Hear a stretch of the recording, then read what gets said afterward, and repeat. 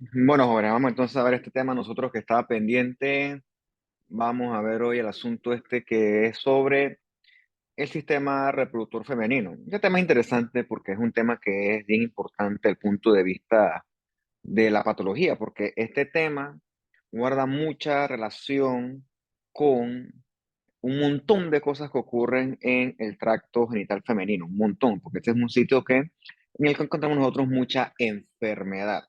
Entonces, bueno, por eso es que es importante conocer la histología, porque aparte de la histología, entonces podemos partir con las cosas que son patológicas.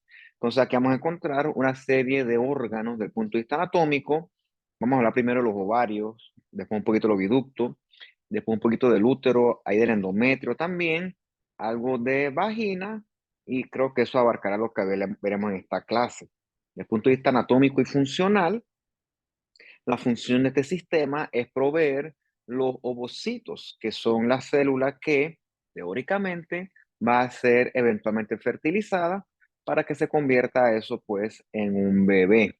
También es importante que este útero durante ese teórico embarazo va a sufrir una serie de cambios. Esos cambios van a ser necesarios para poder mantener y llevar a cabo ese embarazo durante las 38 y tantas semanas que deba demorar. También los ovarios son sitios de producción hormonal, porque es importante que todo esto se regule del contexto hormonal. Y entonces, pues, usted sabe ya de sus cursos anteriores y lo que usted ha leído, escuchado, que estos órganos sufren muchos cambios. ¿Ok? Esos cambios comienzan con la menarca o menarquia, que es efectivamente la primera menstruación. Bien, lo primero que vamos a hablar nosotros son los ovarios en esta sección. Entonces, el ovario es un órgano pequeñito, por lo general, una forma de una nuez más o menos, y está revestido de un epitelio aplanadito que se llama el epitelio de superficie. Es importante porque ese epitelio da lugar a transformación neoplásica, sobre todo cuando hablamos nosotros de los tumores serosos, tanto los benignos como los que ya son malignos, que son los carcinomas serosos. Luego viene una capa gruesa de tejido conectivo, que es la túnica albuginea, y vamos a ver que tenemos una corteza ovárica, tenemos folículos en distintos estadios de maduración, dependiendo si la persona está en edad reproductiva, y bastantes vasos que se encuentran en la médula que le proveen entonces el aporte sanguíneo a estos ovarios. Bien, cuando la niña nace, las que son mujeres aquí, ya tú naces con un montón de folículos que van a ser seleccionados cíclicamente, en términos generales cada 28 días. Yo sé que eso es variable, obviamente. Aquí a tratar esto como si tú fueras un paciente ideal. Y entonces, pues, de todos esos, eso va a seguir pasando cíclicamente a menos que ocurran dos cosas. Que tú quedes embarazada o que llegues a la esto, menopausia. O bueno, la tercera que te mueras, ¿no? O qué sé yo. O que tomes anticonceptivos, o la cuarta quizás. Pero bueno, vamos con las causas fisiológicas, ¿no? Las causas que pasan sí porque sí. Que tú quedes embarazada o que llegues eventualmente a la menopausia. Mira, tú apenas estás en el primer mes de gestación, ya eres un embrioncito chiquitito y ya entonces tus láminas se diferencian en lo que serán las células estas germinales primordiales, ¿ok? En el caso de las mujeres, de estas van a nacer entonces, nacer, derivarse, como lo quieras ver, entonces las ovogonias, que las ovogonias son estas células femeninas sexuales primitivas. Entonces, esas ovogonias, ¿ok? Las que son seleccionadas, van a entrar en una profase larga, ¿no? Que le llaman esa profase de la primera meiosis, que eso es bien prolongado. Ahorita vamos a volver a tomar este término. Mientras que las que no son seleccionadas, pues de todo ese millón de millones, van a sufrir apoptosis. Entonces, las que no sufrieron apoptosis, o sea, las que sobrevivieron, van a estar entonces en ese arresto meiótico, en esa profase, y entonces van a pasar a transformarse en lo que tú conoces como un ovocito primario, ¿ok? Entonces, el ovocito primario, que es este que está acá, que es grandotote, se rodea de una capa de células foliculares aplanaditas. Es el que nosotros vamos a llamarle el folículo primordial.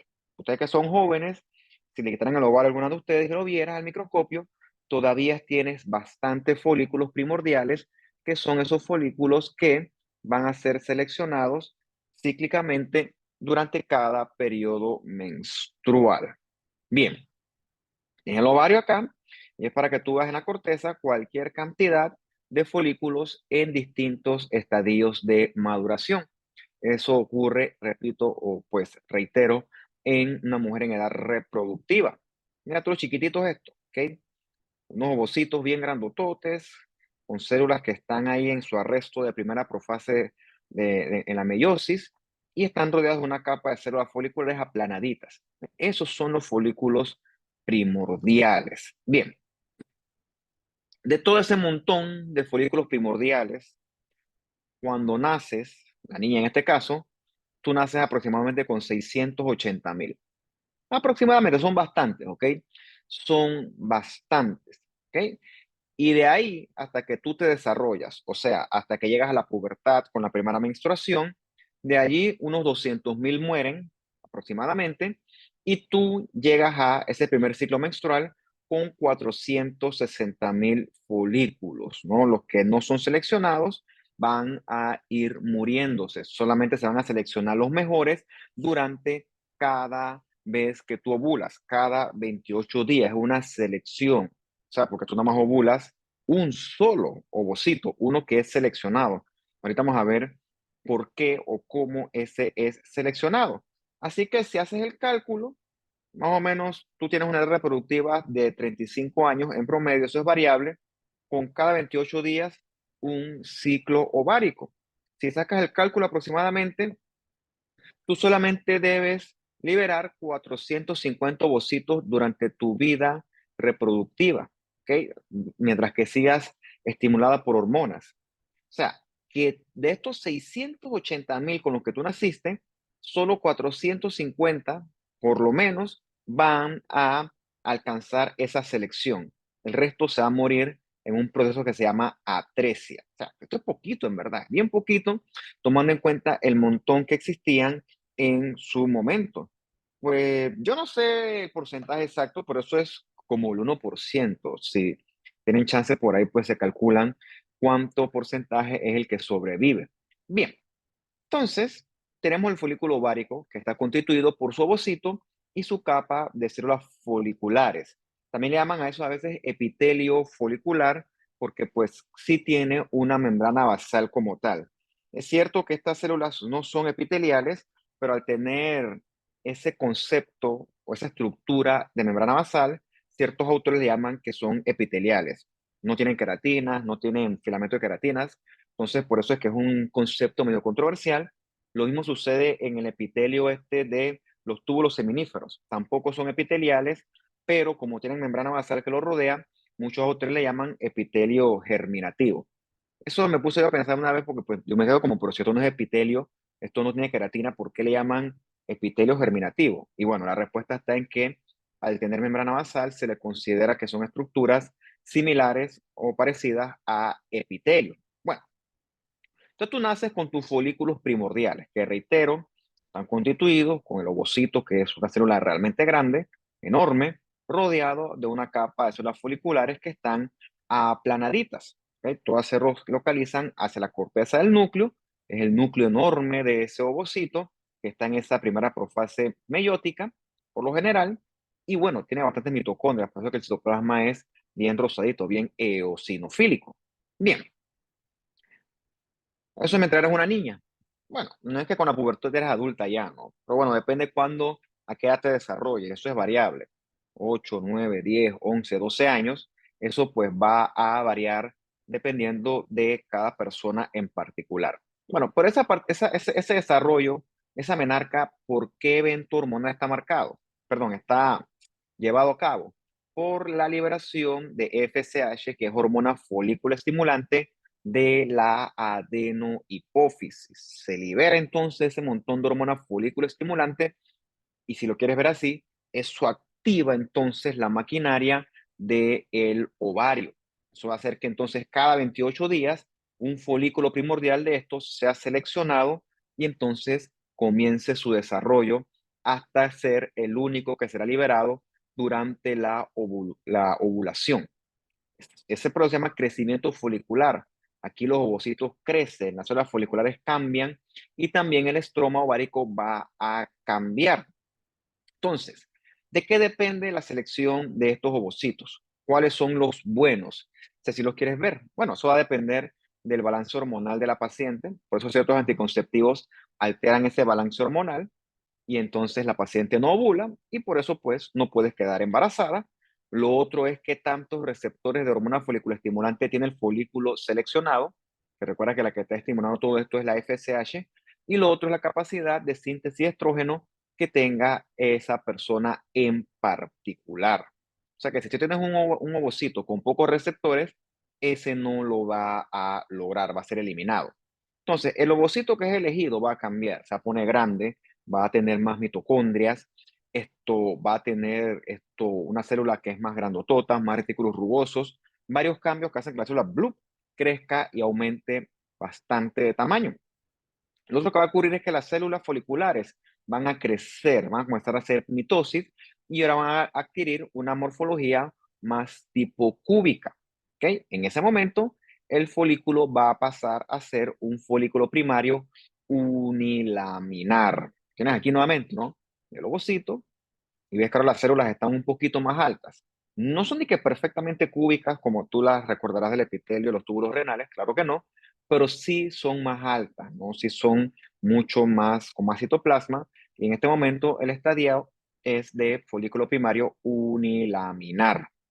El asunto por el tema hormonal de la FSH continúa y las células foliculares comienzan a dividirse más y más. Entonces ahora van a formar un epitelio estratificado que recibe el nombre de, ahora sí, células de la granulosa. Es que la granulosa está en el ovario, por eso es cuando dicen de que la granulosa de la piel, eso a mí me molesta porque pues eso está mal. La granulosa está en el ovario, en la piel esta es la capa granular. Cuando hay entonces capa de células de la granulosa, ves que hay estratificación de esas celulitas, entonces ahora eso le llamamos folículo primario multilaminar. También aquí aparece rodeando al ovocito una capa de material extracelular que aquí se ve bien rosadito, bien eosinofílico, se llama la zona pelúcida. Asumo que tú habrás escuchado ese concepto en tu curso de embriología. La zona pelúcida contiene un montón de glucoproteínas como estas ZP3, ZP4, que funcionan como receptores para espermatozoides. Recuerda que todos estos cambios se están sufriendo, sufriendo si lo quieres ver así, porque la misión de este ovocito es ser fertilizado. ¿Ok? Tiene entonces aquí el ovocito, grandotote, ya está creciendo porque ya tiene influencia hormonal más importante, y ves que entonces las células foliculares están ya más estratificadas, que ya son células de la granulosa, y vas aquí rodeando este depósito de material extracelular. Esta es la zona pelúcida. O sea que la zona pelúcida la comenzamos a ver en la fase de folículo primario, le llamamos esto, perdón, multilaminar. Bien, hay una enfermedad que es bien famosa, eh, el mismo tema de los quistes, la obsesión de la gente y el término quiste, porque quiste es igual a cáncer, o sea, es una cuestión que yo no entiendo por qué tanta ignorancia, pero bueno, pues, ¿qué vamos a hacer? No me corresponde a mí ser un educador de la población, ni me interesa. Bien, estamos viendo hasta este momento folículos que crecen y se desarrollan en función de la influencia hormonal. Esto que está aquí es un útero, obviamente, el cervix. Y estos son los ovarios, están cortados. No solo cortamos nosotros, hacemos un corte por el eje mayor. Y todos estos quistes. Todos estos quistes son folículos ováricos que se están desarrollando inadecuadamente, que se agrandan y forman estos quistes, que un quiste no es más que una cavidad revestida de epitelio. Entonces, como estos folículos no maduran adecuadamente, la paciente en este síndrome de ovario poliquístico es infértil. O sea, recuerda, si el ovocito no madura adecuadamente, nunca va a poder ser fertilizado. Por eso es que esa paciente no puede quedar embarazada. ¿Por qué ocurre? Pues es más que todo una enfermedad hormonal compleja. La paciente cursa con varios caracteres fenotípicos propios de un hombre, como por ejemplo pelo facial, vello facial aumentado, y en el cuerpo también, se llama hirsutismo. Le hace mucha como barba y bigotes. Pues, eso es bastante común. Eso se relaciona mucho con desbalance hormonal, de que el término es hirsutismo con H. Porque supuestamente en las adrenales se producen muchos andrógenos. Eso es una causa, ¿no? Es un tema hormonal, que es un tema hormonal. Lo cierto es que esta paciente, como su maduración folicular no es adecuada, esa paciente, entre otras cosas, no puede quedar o no va a quedar embarazada. Bien, con el desarrollo del folículo, no solamente cambia el ovocito y las células de la granulosa, también cambia el estroma que rodea a ese folículo. Entonces, ese estroma con esos cambios se le va a denominar teca folicular. Y esa teca se divide en una teca interna, que es un órgano endocrino que se encarga de producir los precursores de los estrógenos, porque esos estrógenos son necesarios para poder continuar con la maduración del folículo ovárico en crecimiento. Y de hecho el estrógeno es el que le provee a la mujer todos esos caracteres propios que la hacen distinta a el niño. Todo lo que es el crecimiento mamario, todo lo que es la disposición del vello púbico, por ejemplo, todos los cambios, creo que se llama estadio de Tanner, eso es pediatría. ¿Okay? Eso es más que todo asociado a el estrógeno que se produce en la teca interna. Y la teca externa va a tener sobre todo mucho músculo liso. Ese músculo liso es importante durante la ovulación y lo vamos a ver un poquito más adelante cuando hablemos del asunto de esto, el estigma, ¿no? El estigma, yo me acuerdo cuando estaba más chiquito yo, que hay una película de que estigma, que supuestamente a un personaje que no me acuerdo qué era, le salen aquí en las manos las marcas, como cuando clavaron a Jesucristo en la cruz. Se llaman eso estigma. Ese mismo término aplica acá, pero no tiene nada que ver con Jesucristo. Bien, sigue la influencia hormonal y el folículo primario comienza o sigue creciendo más y más. Mira tú por dónde ya van las células de la granulosa. O sea, ya la capa, el espesor es bien prominente, prácticamente pues incontable. Entonces en ese momento, estas células de la granulosa comienzan a producir fluido, que ese fluido se fusiona y genera una especie de piscinita dentro de la capa de células de la granulosa. Esa piscinita recibe el nombre de antro. Para que yo opino que el problema es que pues nuestros predecesores, o sea, los maestros, nuestros maestros antiguos, el problema es que usaban los mismos nombres para varias cosas y pues eso confunde, porque hay antro en el ovario, hay antro en el estómago, hay antro en estructuras aquí de a nivel aerodigestivo, entonces pues eso enreda, ¿no? La cosa es que este antro es el antro folicular. En este momento cuando se forma ese antro, al folículo se le llama folículo antral, tiene sentido, o también folículo secundario. Lo ves aquí entonces, folículo bien prominente, con la piscina esta, ¿no? Una cavidad llena de fluido que se llama el antro. Entonces este es un folículo secundario o folículo antral. Y ves cómo lo rodea entonces la capa de tecas, teca interna y teca externa. Bien, la granulosa sigue produciendo más fluido y el antro crece y crece más. ¿Ok? Eso es parte normal del desarrollo. Sin embargo, ves una capita de células de la granulosa que están por encima del ovocito. ¿Ok? Esto se llama el cumulus ophorus. ¿Ok? Cumulus ophorus. Eventualmente este cumulus ophorus, porque este ovocito no se va a quedar dentro del ovario. Recuerda que la fecundación no ocurre en el ovario, la fecundación ocurre en la trompa de falopio. Entonces, este ovocito hay que liberarlo, valga la redundancia, hacia afuera del ovario.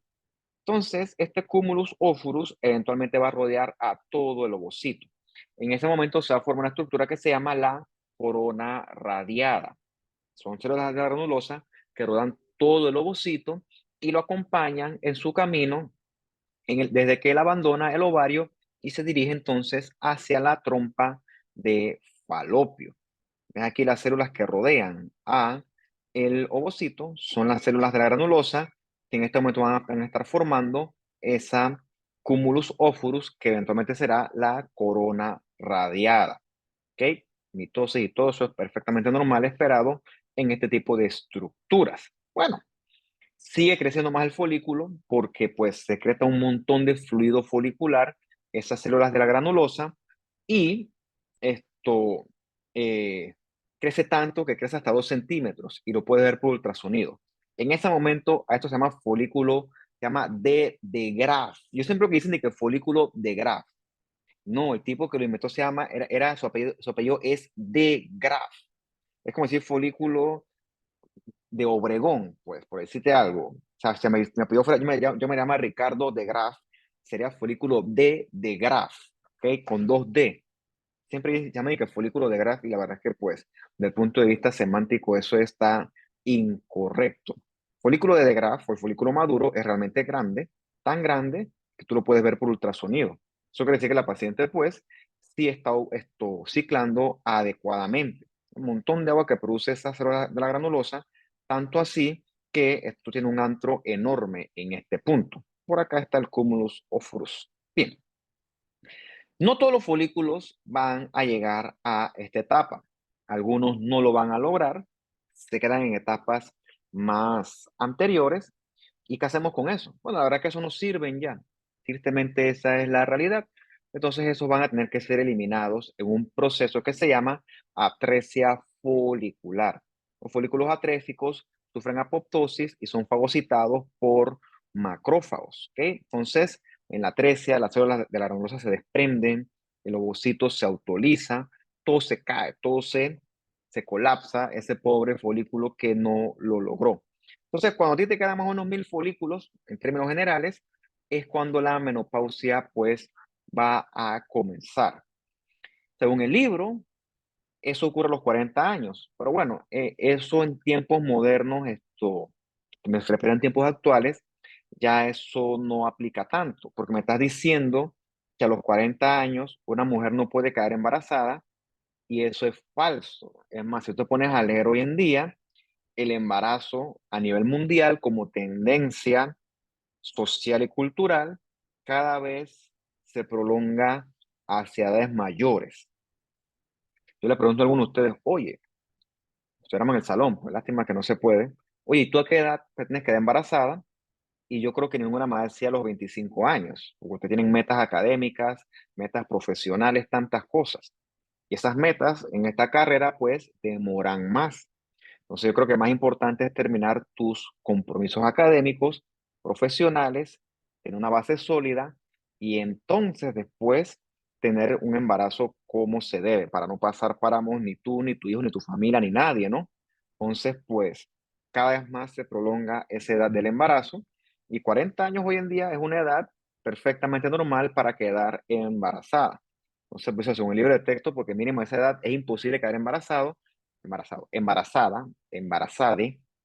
pues eso no es cierto. A esa edad hay personas que quedan embarazadas y cada vez más se va retrasando esa edad de quedar embarazada. O sea, eso, si te pones a leer, eso es cierto.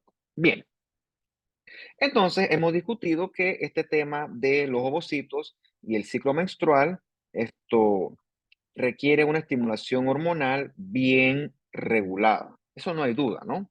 ¿Ok? Es una cuestión hormonal que si algo aquí falla, entonces no va a ser posible fabricar un ovocito que sea competente para ser fertilizado. Entonces, esa ovulación requiere, repito o reitero, de hormonas. Entonces, ves aquí el ovario y ves esta bolita que protruye, es como un granito. Ese es el estigma, ¿ok? De ese estigma va a ser liberado el ovocito durante la ovulación y entonces pues él va a buscar su camino hacia la trompa de falopio, que es donde debe ocurrir la fertilización. Entonces en esos ciclos, por lo general, tú liberas un ovocito en condiciones normales hormonalmente reguladas. Pero si esa regulación se altera, puede que tú liberes ningún ovocito. Eso es lo que ocurre con los anticonceptivos orales, algunos. Puede que tú liberes dos o más ovocitos, que es lo que pudiera entonces causar que exista un embarazo múltiple, ¿no? Entonces eso ocurre cuando el tema hormonal, de alguna otra forma, recibe algún tipo de desbalance.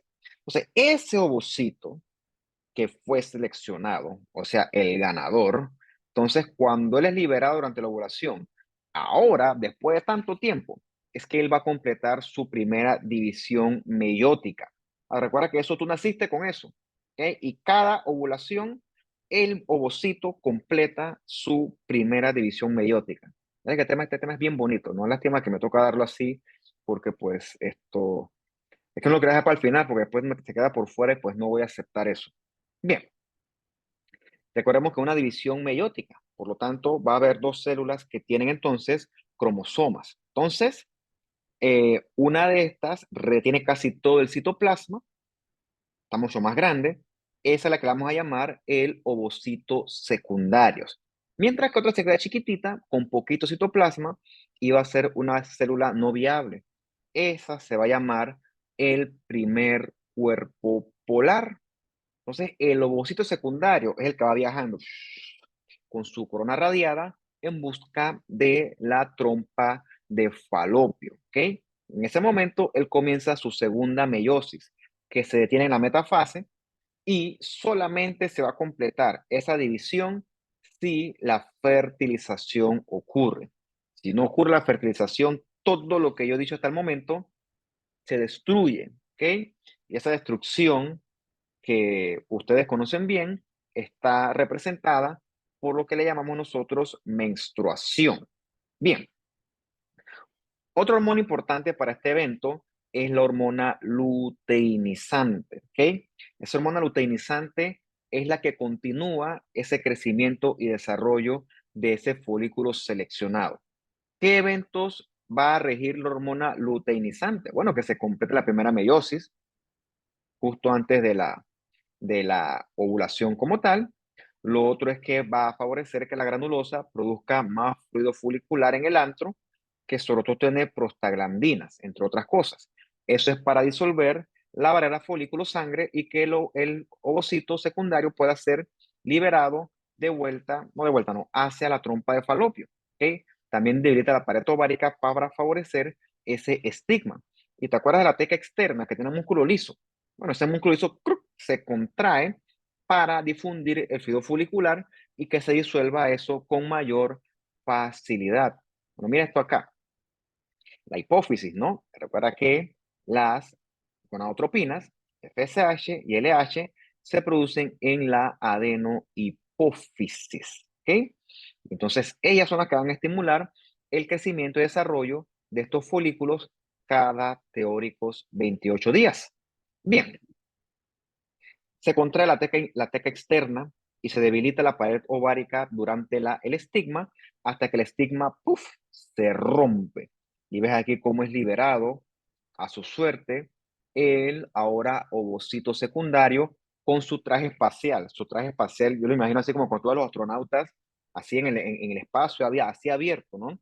Tienen un traje espacial que los protege, porque si no, pues imposible, ¿no? Bueno, el traje espacial del ovocito es la corona radiada. ¿Ok? Entonces, mira, ve cómo es el dibujo este. Ese ovocito es liberado aquí, a las fimbrias de la trompa de Falopio. Y él sigue su camino y aquí es donde entonces en esa trompa va a ocurrir la fertilización. Eh, se aplica, ¿no? Se aplica, si no aplica, bueno. Teóricamente tú tienes aproximadamente 24 horas para que eso ocurra. Si no lo logras en las 24 horas, probablemente tengan que esperar otros 28 días. Y así te vas, asumiendo que te interesa quedar embarazada. Por eso es que realmente el método del ritmo, conociendo tu ciclo ovárico con bien con los días, teóricamente debe funcionar, porque si tú no has ovulado, pues es imposible que quedes embarazada. Es imposible. Esto, pero bueno, eso es como bien arriesgado predecirlo, ¿no? Porque pues esto es una cosa teórica, pero de ninguna manera esto es 2 más 2. Bien, entonces acá en el ovario, las células de la granulosa y de la teca, cuando expulsan a el ovocito secundario, van a cambiar y van a formar una estructura con función endocrinológica o endocrina que se va a llamar el cuerpo lúteo. Bien, cuerpo lúteo suele ser amarillo, anaranjado y su función principal es la de la secreción de progesterona. Secreta algo de estrógeno, pero principalmente produce progesterona. ¿Por qué? Porque esa progesterona va a ser necesaria para poder seguir el desarrollo del teóricamente ahora ovocito fecundado. Teóricamente, asumiendo que ocurrió. Bien, ¿ves este ovario? ¿Ves esto anaranjado, grandotote? Eso es el cuerpo lúteo. Que ese cuerpo lúteo es, reitero, lo que alguna vez fue granulosa y células de la teca. Entonces, el cuerpo lúteo, que vamos a verlo, está constituido por células con abundante citoplasma eosinofílico y bordes bien definidos. Y entre otras funciones, la más importante es la producción de progesterona. Cabe destacar que la progesterona no es suficiente para llevar a cabo el embarazo, ¿ok? No es suficiente, ¿ok? Es suficiente la progesterona para albergar un tiempo el ovocito fecundado hasta que éste se implante. Pero si eso no ocurre, entonces toda esa producción hormonal se acaba, se detiene y todo eso que yo estaba hablando ahorita, todo se va literalmente a la basura. El cuerpo lúteo es grandotote y está constituido por células con abundante citoplasma eosinofílico y bordes celulares bien definidos. Llaman en términos generales células luteinizadas. Bueno, vamos a suponer que todo fracasó tristemente. Tu cuerpo no lo logró, porque pues, porque no querías, pues, tantas posibles causas. Bueno, ¿qué pasa con el cuerpo lúteo? Bueno, se inflama, esto sus restos son fagocitados y se forma una especie de cicatriz en lo que anteriormente fue el cuerpo lúteo. La cicatriz, que es tejido conectivo sobre todo bien denso, se llama el cuerpo albicans. Cuando vemos nosotros, los ovarios de las mujeres posmenopáusicas, 50, 55, 60 años, tú encuentras es un montón de cuerpos albicans. Los cuerpos albicans te hablan de un montón de cuerpos lúteos que no lo lograron y que sufrieron entonces degeneración hasta convertirse en esta cicatriz que en esta región anatómica se llama corpus albicans. Cuerpo blanco también sería en español. Bueno, si tu cuerpo entonces si capta el espermatozoide y ocurre el embarazo, tu cuerpo se pone biológicamente feliz, si así lo quieres ver. Y entonces, ahora, el seguimiento de todo ese embarazo, que yo no voy a decir aquí porque eso es obstetricia, ese seguimiento lo va a llevar a cabo otra hormona que se llama la HCG, que es la gonadotropina coriónica humana, que la produce ¿quién? El trofoblasto. Y el trofoblasto es la estructura que se va a transformar eventualmente en lo que usted conoce como placenta, ¿ok? La HCG esta se encarga de que la progesterona se mantenga circulando para que ese embarazo pueda seguir su correspondiente desarrollo. O sea, cuando tú preguntas en sangre, ok, tienes sospecha que estás embarazada porque tienes un retraso, ¿ok? Si no hay menstruación es porque teóricamente es un embarazo, ¿no? Hasta que se demuestre lo contrario. Sí, te puedes hacer la prueba en orina, la compras en la Roche, en la Metro, qué sé yo, la que más te guste, pero esas pruebas tienen una sensibilidad y una especificidad que no es del 100%. Te haces una, te haces dos, las dos están positivas, tú dices como que chuleta, hay que confirmar.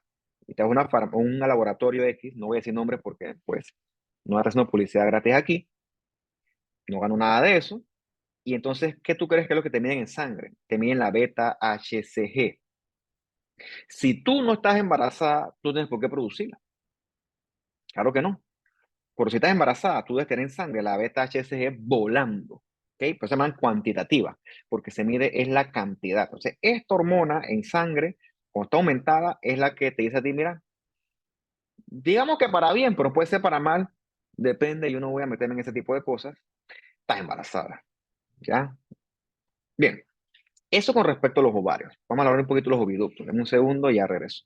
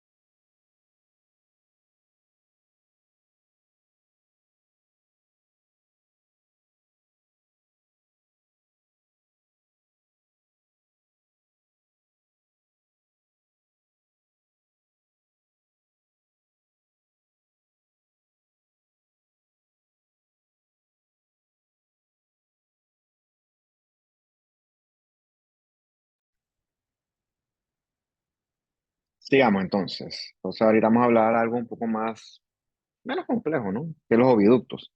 El oviducto por acá, trompa de falopio, trompa uterina, son términos perfectamente afines. Se encuentran sostenidos por un montón de ligamentos, ligamentos anchos, etcétera. Eso es más que todo anatomía. Y ves que están en íntima relación con el ovario. Falta un infundíbulo, que contan los deditos estos que son las fimbrias, ¿vale? La ámpula o ampolla, que es la parte más larga de él, que es donde ocurre la fertilización, el istmo, que está por acá, y entonces la región intramural, que es la que se mete, si lo quieres ver, y hace contacto dentro de la cavidad uterina. Así como se la trompa desde arriba, creo que la conocemos bastante bien ya, tiene un montón de pliegues complejos, se llaman plicas, ¿no? Pliegues que recuerdan a un laberinto y tienen una capa muscular propia, bastante prominente, y por fuera tiene entonces su respectiva serosa.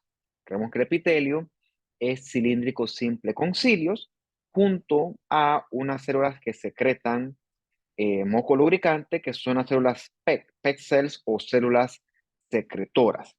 Lo ves más de cerca, ves los pliegues complejos, que son las plicas, y ves aquí las células ciliadas, ves los pelitos, y las que son más chiquitas, más cuadraditas, son las PEG cells, que son las que secretan secreción lubricante, valga la redundancia, que va a mantener bien lubricada toda esa luz de esa trompita de falopio. Bien, las fimbrias agarran entonces, son como unos deditos que agarran ese ovocito secundario y lo transportan hacia adentro de la luz de la trompa. Entonces ahí los cilios agarran ese ovocito y lo van movilizando, de manera que sea lo más fácil posible entrar en contacto con el espermatozoide. Una vez que ocurre la fertilización, teóricamente en la ámpula o en la ampolla, entonces todos esos cilios van arrastrando y llevan entonces ahora ese ovocito secundario hacia acá, hacia el sitio donde debe ocurrir la implantación, que es la cavidad endometrial como tal. Bien, asumo que usted ahora escuchó el término salping. La salping no es más que la ligadura de las trompas de falopio. ¿Por qué la salping sirve? ¿Por qué? Porque la paciente sigue ovulando, entonces pues los espermatozoides entran acá, pero nunca cruzan a la trompa de falopio. Por lo tanto, nunca va a haber contacto entre espermatozoide y ovocito, nunca. Por eso es que es un método anticonceptivo bastante útil. O sea, se acuerda que salping es esa salpingectomía. Cuando ocurre la infección de transmisión sexual, si ella no se trata a tiempo y sigue progresando, eso va a ascender y va a llegar acá arriba a la trompa de falopio. Ahí va a generar mucha inflamación con mucha reparación, que lo que va a terminar eso es alterando toda esta luz de esa trompa de falopio. Va a haber mucha fibrosis. Entonces, ¿qué pasa? Cuando el ovocito trata de avanzar, se queda atascado. Pueden ocurrir dos cosas producto de eso: que nunca entre en contacto el ovocito con el espermatozoide, o sea que la paciente no va a poder quedar embarazada, o lo otro que puede ocurrir es que sí ocurre esa fertilización, pero entonces el ovocito fecundado no pueda descender y entonces se implanta en la trompa de falopio. Eso es lo que se llama un embarazo ectópico, ¿ok? Eso es una urgencia porque cuando crece eso puede romper, eso va a romper, mejor dicho, la trompa de falopio, por eso es que eso toca operarlo. Y todo eso ocurrió secundario a una tonta infección de transmisión sexual que, si se hubiera tratado a tiempo con simples antibióticos, nada de eso pues hubiera sucedido. Pero bueno, pues yo creo que la paciente no va por pena, por pudor, porque pues tiene goma moral, como dicen. Pero bueno, ese proteger ese pudor y esa pena puede y va a salir bastante caro. Bien, la otra sección de esta clase es para describir entonces los hallazgos histológicos que nosotros encontramos en el útero. Vamos a ver entonces qué vamos entonces a ver en esta sección. Bien, todo un útero, un corte sería coronal. Esto que está aquí es un DIU, que es un dispositivo intrauterino. No está mal. El útero tiene un fondo, que hay un fondo que es la parte más prominente, y tiene un cervix acá abajo. Ahorita vamos a conocer el cervix, y la parte que los conecta a esos dos se llama el istmo, que es un poco más angosto. Entonces el cervix tiene un orificio cervical externo que se abre hacia la vagina y un orificio interno que se abre hacia el canal endocervical, que es el que conecta con la cavidad endometrial. Ves que es bastante prominente el músculo liso del útero, ¿ok? Que es esa capa denominada como cavidad, cavidad no, como miometrio. Bien, en el útero nosotros encontramos de afuera hacia adentro tres capas. Ahí saben este término perimetrio. A mí no me gusta porque pues no suena tan bien. Nosotros le decimos serosa, la serosa del útero, porque realmente pues al final del día es esencialmente pues eh, epitelio tipo mesotelio. Es cierto que no lo recubre todo. Hay regiones donde hay más que todo una capa tipo de tejido conectivo adventicio, ¿no? Similar al de las grandes vasos. El miometrio, que es en prominente, que es músculo liso, y el endometrio, que dice aquí que es epitelio cilíndrico simple. Eso es una verdad a medias. Eso aplicaría perfectamente bien en una paciente posmenopáusica. Pero lo cierto es que el endometrio, así como el ovario, con los respectivos ciclos hormonales, el endometrio también va a sufrir cambios que van más allá de un simple epitelio cilíndrico. Vamos a ver un poquito de eso más adelante. Bien, yo sé quién hizo esto. Bueno, sí sé, esto lo hizo Histopatolomón. Pues Histopatolomón no sabe lo que está haciendo. Y lo puse ahí para acordarme que eso es lo que no se debe hacer. Tú agarras y tú haces un corte axial del útero, ¿qué es lo que vas a evaluar? ¿Por qué haces eso así? Me parece que Histopatolomón no sabe lo que está haciendo. Nosotros no trabajamos los úteros de esa forma. O sea, no está descrito en ningún manual de inclusión que el útero se estudia haciéndole cortes transversales. O sea, ¿cómo vas a ver entonces el endometrio y el miometrio en este tipo de cortes? O sea, fatal, histopatolomón. O sea, justo lo que no se debe hacer. Lo que sí es cierto es que nuestro amigo, colega, no sé si man qué será, ese loco, su corte nos ayuda a ver entonces la prominencia del músculo liso del miometrio del útero, pues es bastante grande. En el próximo curso de patología, cuando tú veas la adaptación celular, un segundo.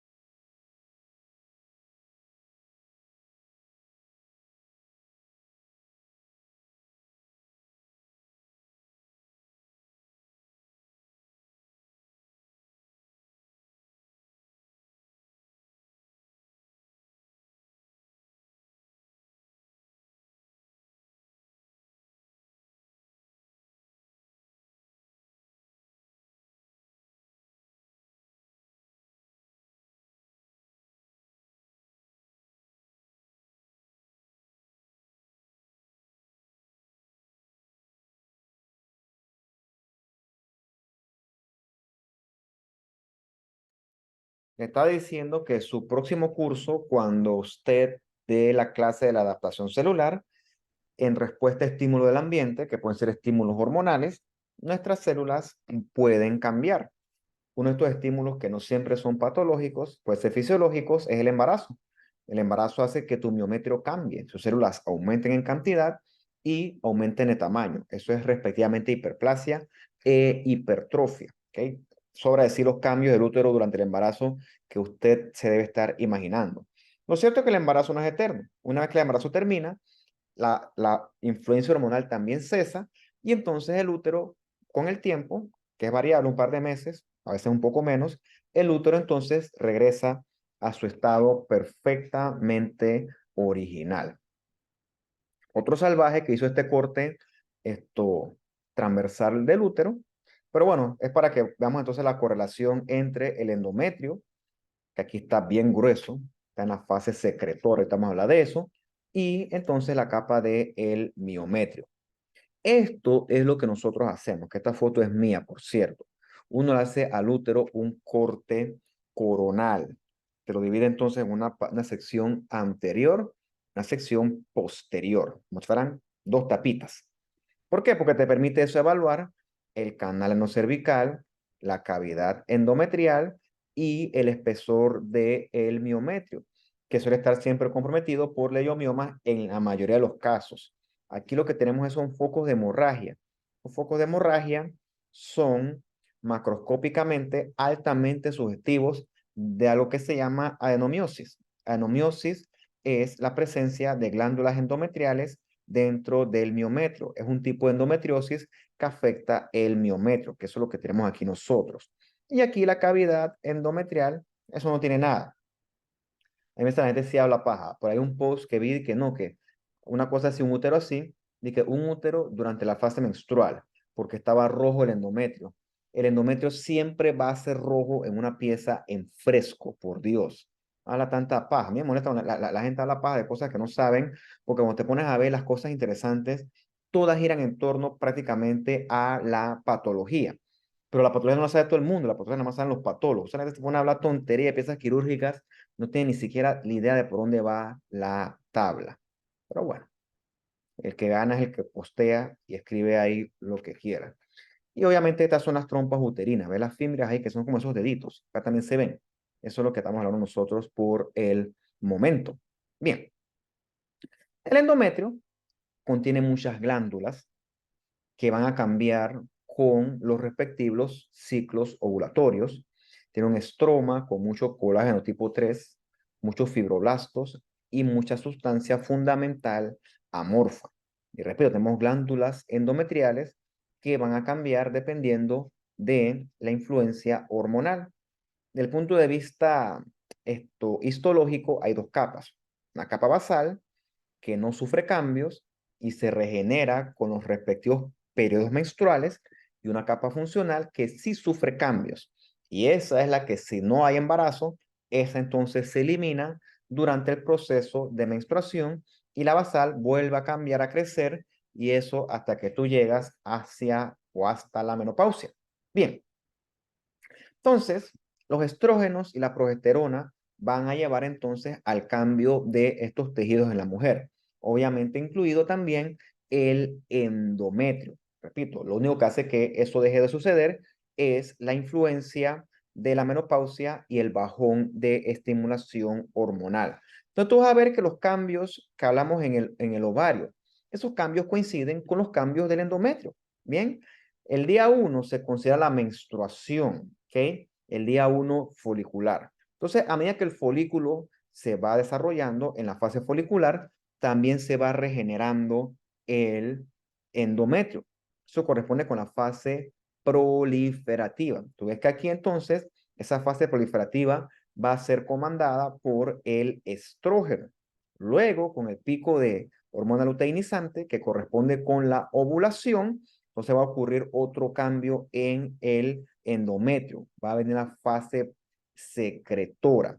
Fase secretora porque las glándulas secretan mucho glucógeno, entre otras cosas, glucógeno que va a ser importante para permitir la implantación del ovocito fecundado. ¿Quién va a gestionar todos esos cambios de la fase secretora? Pues la progesterona. ¿Que quién la secreta? Esto que está aquí, ¿no? El cuerpo lúteo. Se ve que coinciden, las fases que hablamos nosotros en el ovario coinciden con los cambios que ocurren a nivel endometrial.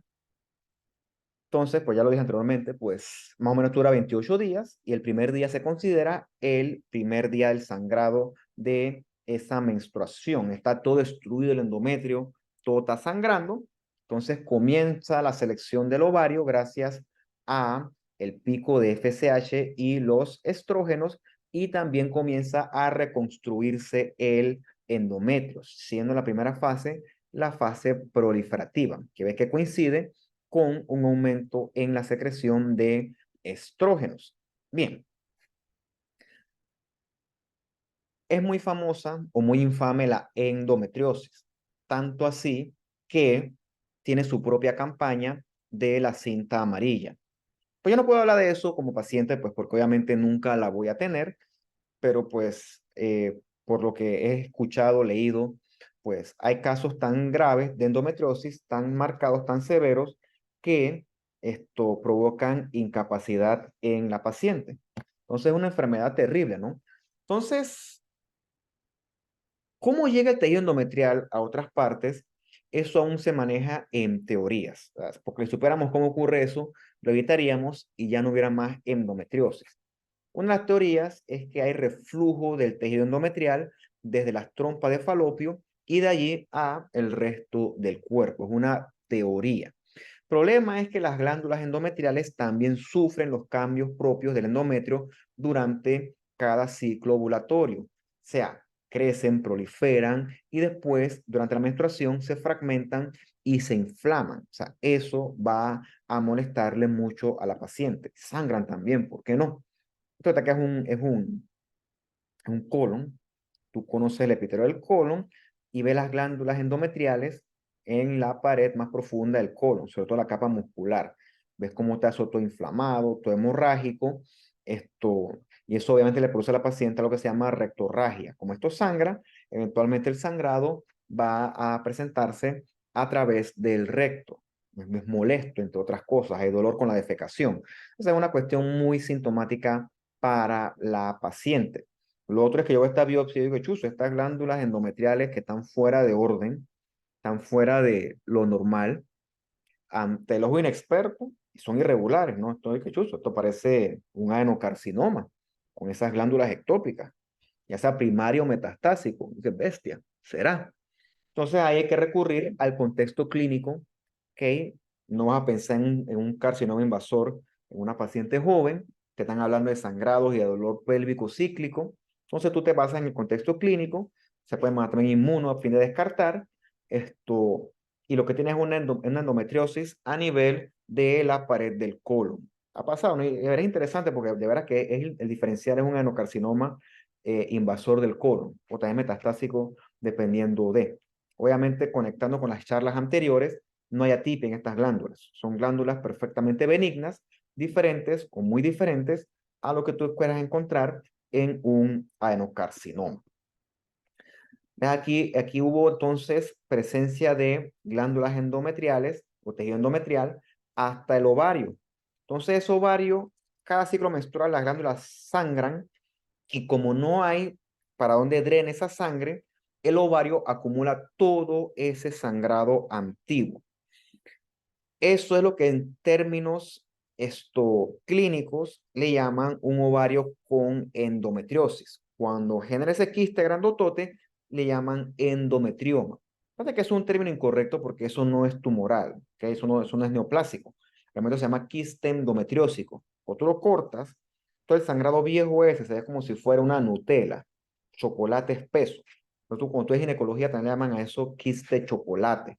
Tú lo abres, lo que encuentras ahí son un montón de macrófagos llenos de hemosiderina que están tratando de comerse esa sangre, pero no pueden porque es demasiado. Entonces, esos quistes son grandototes llenos de adherencia porque eso está ahí todo, pues, todo inflamado. Y también si te paseas por la placa encuentras bastante tejido y glándulas endometriales. Aquí ves los leiomiomas, ¿no? Ves que son adentro del útero, esos son los intramurales. Bien, la fase proliferativa del endometrio es estimulado por los estrógenos y corresponde con la fase folicular del ovario. ¿Qué tenemos nosotros en la fase proliferativa? Tenemos glándulas tubulares. Tubulares es que están así redonditas como una dona, y como eso está proliferando, tú encuentras mitosis en esas glándulas y también mitosis en el estroma. O sea que la fase en la que tú encuentras mitosis es en la fase proliferativa. La luz de la glándula debe estar vacía. Se ve este endometrio, ve las glándulas tubularcitas bien separaditas, no hay tanta glándula todavía porque está proliferando eso. Si bajaras más a ver la glándula con detalle, en mayor aumento, vas a encontrar mitosis. Ves, te imaginas mejor, es el estroma edematoso, y entonces ves las glándulas tubulares con figuras mitóticas. Y también puedes encontrar mitosis en el estroma. Eso es perfectamente esperado. Luego, con la aparición del cuerpo lúteo y la secreción de progesterona, viene la fase secretora. ¿Ves cómo están las glándulas grandototas, llenas de secreción, que es esencialmente glucógeno? Glucógeno necesario para permitir implantar ese ovocito fecundado y nutrirlo para que el embarazo progrese. Las glándulas tienen como una forma de diente de sierra, por eso se llaman glándulas cerradas, ¿no? Antes llamaba yo acerradas, pero me di cuenta que pues acerrada está mal dicho, es glándulas cerradas, ¿ok? Es que las glándulas son grandototas y llenas de secreción, por eso se llama fase secretora. Otros cambios secretores a nivel de la glándula es la aparición de vacuolas que primero son subnucleares, luego supranucleares. Esas vacuolas son las que producen el glucógeno y la secreción que va a ocupar la luz de estas glándulas durante, obviamente, la fase secretora. Bien, lo vimos en antes. No quedaste embarazada, a tu cuerpo se emocionó, tu cuerpo se esforzó por llevar a cabo todo lo que yo te estoy diciendo. Y bueno, pues tú no más que piensas en ti. Y tú no quedaste embarazada. Que tu cuerpo se va a poner bravo contigo, se va a enojar contigo y va a hacer que pagues ese precio por no haber cumplido con tu propósito biológico. Y el precio va a ser destruir todo, que te den cólicos y que entonces venga la fase menstrual. La fase menstrual es como si ¡crack! Cierras el aporte hormonal y entonces el cuerpo lúteo deja de producir estrógeno y progesterona, se contraen las arterias y todo el tejido se va a morir, que se va a inflamar. Vayan a hacer sus leucocitos, citoquinas, enzimas que van a destruir todo ese endometrio funcional. Tú ves este endometrio que está fragmentado, todo sangrón, todo está lleno de neutrófilos y de apoptosis. Son hallazgos clásicos de un endometrio menstrual. Pero bueno, el endometrio basal sobrevive y volvemos a comenzar todo lo que te estoy diciendo yo cada 28 días hasta que, bueno, venga el embarazo o venga la menopausia. Bien, saltando a otra sección viene entonces el cervix, ¿no? El cervix es distinto a los órganos anteriores porque el cervix no va a sufrir cambios debido a la influencia hormonal. Eso es característico de él. Recordemos que el cervix tiene un exocervix, que es epitelio escamoso estratificado, no queratinizante, y tiene un endocervix, que es epitelio cilíndrico productor de moco. Llamamos también a veces nosotros muco productor o mucosecretor. Son términos afines. ¿Ok? Entonces, este endocervix y este exocervix se juntan en un punto en específico. Eso es lo que le llamamos nosotros unión escamocolumnar o también le llamamos nosotros a eso zona de transformación. Es importante porque en esta zona de transformación es que se dan los cambios relacionados con la infección por el papilomavirus. Por lo tanto, la muestra de PAP tiene que ser tomada allí, no acá arriba, no acá abajo, no en la pared de la vagina, porque va a ser negativa y lo que tiene es un falso negativo, porque la prueba, las células que estás viendo no son las que tienes que estar viendo. Por lo tanto, tiene que tener células aquí, de la zona de transformación. No es misterio para nadie que el papilomavirus, HPV, es el agente infeccioso principal implicado en los carcinomas de cervix, sobre todo los carcinomas escamosos. Pero recuerda que también se asocia con los adenocarcinomas endocervicales. Y eso se ha logrado aplacar gracias a la prevención con los PAP de rutinas. Tengas o no tengas pareja sexual, hay que hacerte el tamizaje a fin de evaluar si hay esto, si hay cambios citopáticos que orienten hacia infección por el virus del papiloma humano. Recuerda que el virus no se ve porque el virus es chiquitito, El virus se mete en las células que le gustan, en este caso células escamosas exocervicales, y produce cambios en estas. Núcleo grande, hipercromático, las células aumenta de tamaño, y este clásico halo perinuclear. Este es el clásico coilocito que se asocia con la infección de cepa de bajo riesgo. Las más comunes son la 6 y la 11. O sea, esto corresponde con una lesión intraepitelial escamosa de bajo grado. El chance que esto progresa a cáncer es bien bajito, no es lo normal.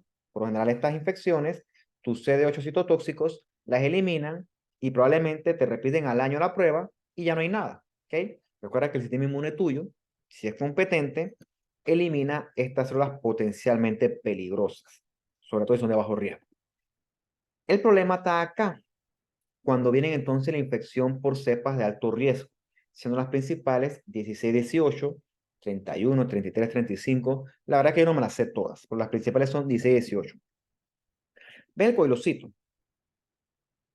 Es patológico, pero es completamente distinto a esto que está acá. Para que te hagas una idea, recuerda cuando mide un eritrocito, 725, 735 micras, y cuánto mide un neutrófilo, que es lo que está acá, 12 a 15 micras. ¿Cuánto mide el núcleo de esta célula? Mucho más grande que el pobre neutrófilo. Este celulón, con un núcleo enorme, hipercromático y con poco citoplasma, característica que comparte con esta, con esta, con esta, con esta, con esta. Eso que está aquí es una lesión intraepitelial escamosa de alto grado. ¿Ok? Una lesión intraepitelial escamosa de alto grado. Esta es la que tiene más chance de progresar hacia un carcinoma, en este caso escamoso del cervix, y por eso esta paciente hay que darle mayor vigilancia. Son otras mitosis, como ves acá, y son células que son hipercromáticos del núcleo hasta que saltan en el microscopio. Entonces la meta es detectar este tipo de lesiones para evitar que la paciente progrese hacia un cáncer que invada y que pues ya sea más peligroso. Que esto es lo que nosotros queremos captar a través de el estudio este de las citologías. Y ya para terminar algo más corto, en la vagina encontramos el clásico epitelio escamoso estratificado, no queratinizante. Lo que vas a ver es que el epitelio se tiene citoplasma claro, que a veces confunde con coilocitos, pero nada que ver porque el núcleo es chiquitito. Eso es lo que es el glucógeno, ¿no? Eso se llena de glucógeno, las células escamosas de ese epitelio vaginal, y ese glucógeno asciende hasta acá arriba y se descama, ¿ok? Y se libera el glucógeno al introito vaginal, y aquí las bacterias lo metabolizan y lo convierten en ácido láctico. Es importante porque eso mantiene el pH de la vagina bastante ácido.